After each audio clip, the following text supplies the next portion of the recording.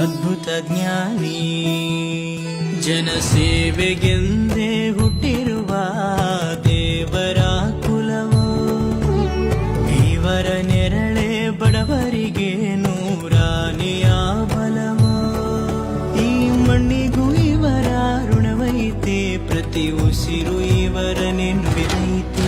Jaya Ratnakar